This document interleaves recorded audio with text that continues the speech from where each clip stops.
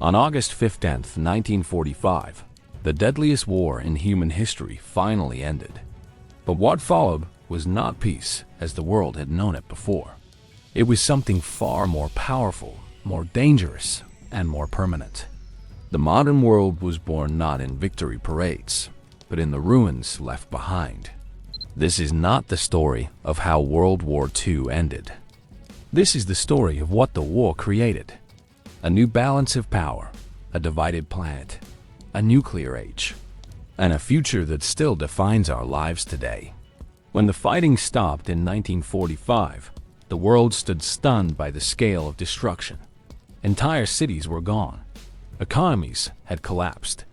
Borders were shattered. More than 60 million people were dead, and countless millions more were displaced, starving, or traumatized. For the first time in history, humanity had proven it could destroy itself completely. Europe was a continent of ruins. From London to Berlin, from Warsaw to Stalingrad, cities were scarred by bomb craters and burned-out buildings. Railways were twisted metal. Farms lay abandoned. Factories that once powered industrial nations were reduced to rubble. In Germany alone, millions were homeless, wandering through the wreckage of a defeated nation struggling to survive the winter of 1945. Across the continent, survivors faced shortages of food, fuel, and basic medicine. Black markets flourished. Refugees flooded across borders in the largest population movement in human history. Jews who had survived the Holocaust searched for families that no longer existed. Prisoners of war returned home to countries they barely recognized. Europe, once the center of global power, was exhausted and broken. Asia told a similar story of devastation. Japan's major cities had been incinerated by firebombing. Hiroshima and Nagasaki stood as haunting warnings of a new weapon that could erase entire populations in seconds. China had suffered 8 years of brutal war, millions dead, its infrastructure shattered. Southeast Asia reeled from occupation, famine, and political chaos. But amid this global devastation, one nation stood fundamentally changed in the opposite direction. The United States emerged from World War II stronger than any nation in human history. American cities were untouched by bombing. Its factories had expanded rather than collapsed. Its economy, supercharged by wartime production, now accounted for nearly half of the world's industrial output.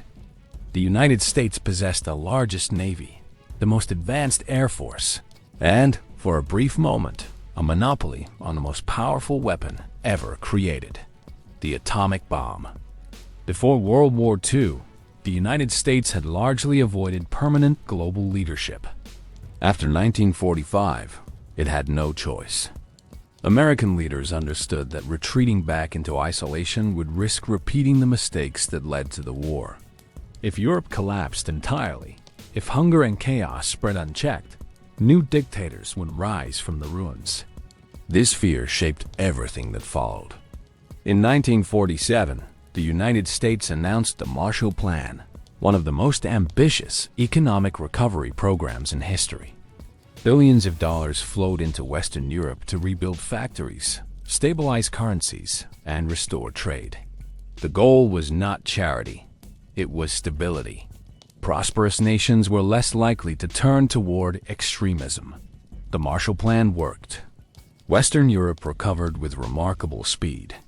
Germany, once the heart of Nazi aggression, was rebuilt into a democratic state and economic powerhouse. France modernized its industry. Britain stabilized its economy. The scars of war remained, but a new foundation had been laid.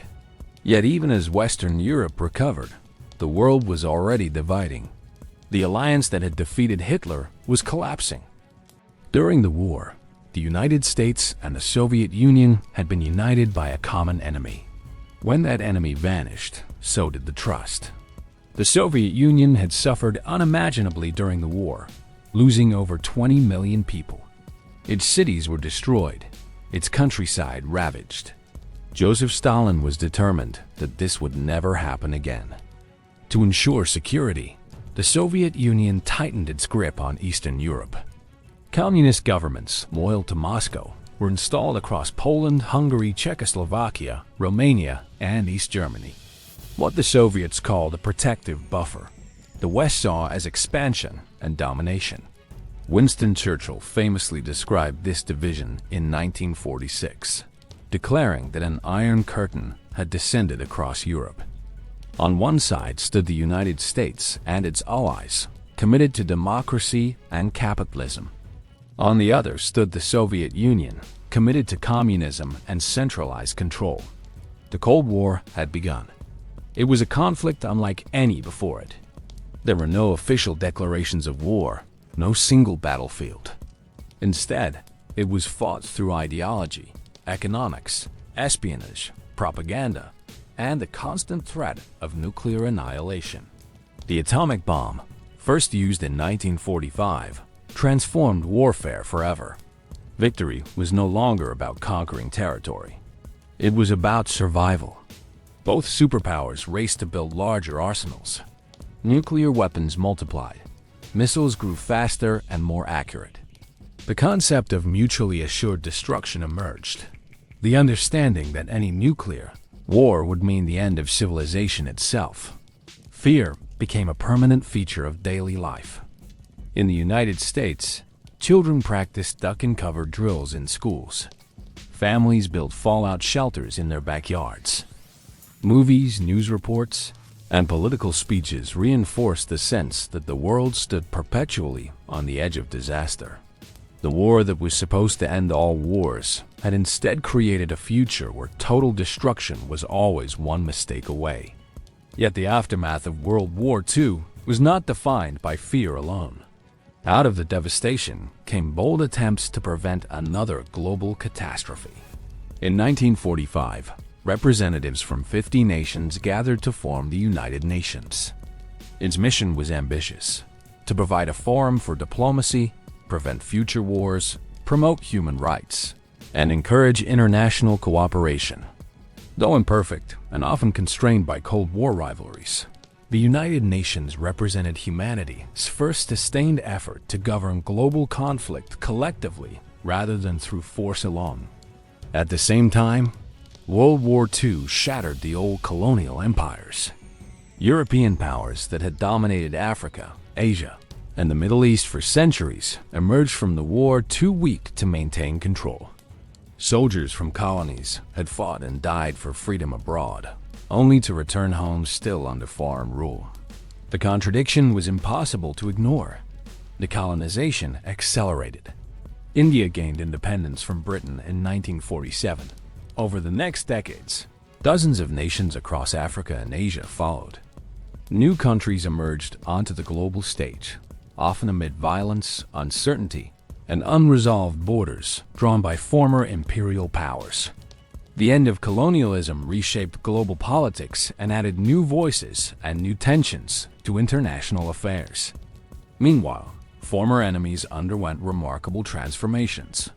Germany, divided into East and West, became a frontline state in the Cold War. West Germany rebuilt into a democratic, industrial giant aligned with the United States. East Germany became a communist state under Soviet influence, sealed off by the Berlin Wall, a physical symbol of a divided world. Japan experienced one of the most dramatic transformations of all.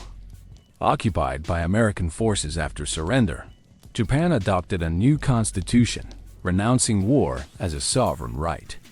Its military was dismantled. Democratic institutions were established. Over time, Japan rebuilt itself into an economic powerhouse, becoming one of America's closest allies in Asia. The war had not only redrawn borders, it had reshaped national identities. Social change followed quickly. World War II had mobilized entire populations. In the United States, women had filled factories and shipyards while men fought overseas. African Americans had served in uniform and worked in defense industries, demanding equality at home after fighting for freedom abroad. The contradictions between American ideals and American realities became impossible to ignore. The post-war years laid the groundwork for the civil rights movement. Veterans returned home unwilling to accept second-class citizenship. The fight against fascism had raised profound questions about justice, democracy, and human rights. Though progress would be slow and painful, the war had planted seeds of transformation within American society itself.